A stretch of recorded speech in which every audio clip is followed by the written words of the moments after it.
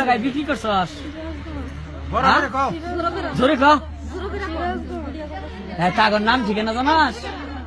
হ্যাঁ হ্যাঁ, জোরে ক। কার মাধ্যমে বেচছস?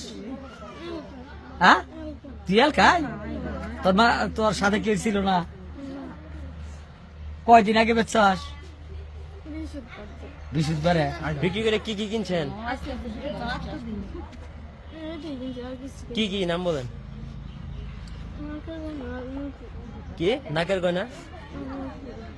জোরে কোন? আর কি? মোবাইল কত টাকা নিছে? হ্যাঁ, বাকি টাকা কই? ঘুরতে ঘুরতে